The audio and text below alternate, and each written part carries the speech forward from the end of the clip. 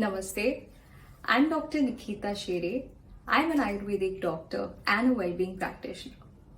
आज की वीडियो में मैं आपके साथ डिस्कस करना चाहूंगी मानसून्स के बारे में।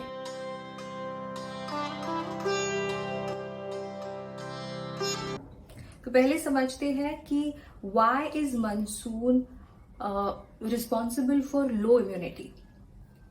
तो मानसून्स का जो बिगिनिंग है इसको हम as per the Ayurvedic concept दक्षिणायन की शुरुआत यानी कि उत्तरायण जिस पीरियड में हमारी बॉडी की इम्यून रिस्पॉन्स सबसे कम होती है और जैसे एक सन की पोजीशन चेंज होती है और हम अब दक्षिणायन में जा रहे हैं तो हमारी बॉडी की इम्यून कैपेसिटी इस सन पोजीशन पे डिपेंडेंट होती है because we have got low digestive fire our immunity is also low.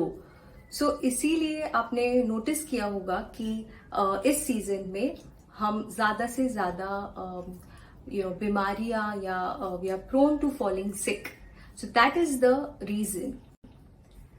The next aspect is that why is this season commonly known as the flu season? So इसका ये reason है कि because of the dampness and the cold एक प्रकार का जो ठंडा और जो वातावरण हो जाता है जो गीलापन भी होता है तो इसके वजह से जो है हमारी बॉडी में भी एक कुछ चेंज होता है यानी कि वात दोष का प्रीडोमिनेंस होता है। तो इससे क्या होता है कि हमारी बॉडी ससेप्टेबल हो जाती है सारे सिम्टम्स से फ्लू के, जैसे कि कोल्ड कफ हो गया या हेडेक हो गया या किसी भी प्रकार का बॉडी एक हो गया।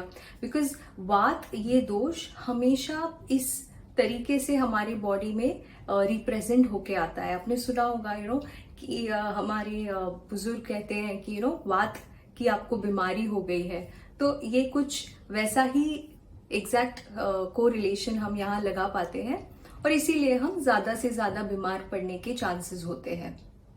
तो कॉमन एलर्जीज क्या होती हैं? तो कुछ ऐसे लोग हैं जिन्हें ज्यादा केयरफुल रहना पड़ता है इस सीजन में क्योंकि इम्यून रिस्पॉन्स भी लो है। तो वो लोग हैं अस्थमा या जिन्हें राइनाइटिस है या जिन्हें किसी भी प्रकार की स्किन रिलेटेड डिसऑर्डर्स की हिस्ट्री है, उनको भी केयरफुल रहना पड़ता है। इसका कारण ये है क्योंकि वातावरण जैसे कि काफी ठंडा हो जाता है तो हर प्रकार के पैथोजेंस, फंगस, वायरसेस ये बढ़ने के चांसेस होते हैं। सिंपल सी बात है क्योंकि बारिश हो रही है तो एनवायरनमेंट थोड़ा सा डैम्प होता है तो इसीलिए ये वायरसेस मल्टीप्लाई जल्दी हो जाते हैं। तो कुछ चीजें हमें ध्यान रखनी है जैसे कि स्किन के फोल्ड्स में, एल्बोज, नीज, किसी भी स्किन फोल्ड्स में, टोज में हो गया, इससे यहाँ पे मॉइस्चर या डैम्पनेस होता है तो उससे फंगल इन्फेक्शंस होने के चांसेस होते हैं। या फिर इवन जो हमारी दीवारें हैं वो भी अगर डैम्प ज्यादा रह गई तो वहां मोल्ड्स होने के चांसेस होते हैं। इवन हमारे जो कपड़े हैं अगर वो हमने वेट पहने या अगर हम भीग गए then also we have chances of falling sick और developing any sort of allergy.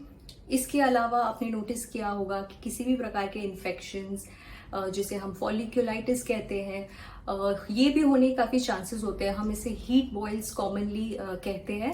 तो ये चीजें कुछ हैं जो कॉमन एलर्जीज के फॉर्म पे इस सीजन में देखी जाती है। Now how do we protect ourselves? तो कुछ सिंपल टिप्स देना चाहूंगी। एक तो है कि आप ज्यादा से ज्यादा घर का पकाया हुआ फ्रेश होम कुक्ड मील्स लीजिए और फ्राइड या फिर ज्यादा स्पाइसी, प्रोसेस्ड या किसी ऐसे हैवी टू डाइजेस्ट कोई भी फूड को अवॉइड कीजिए। दूसरा मतलब आप हॉट वाटर यानी कि उबाला हुआ in fact reduce the water to half and drink boiled water during this season particularly.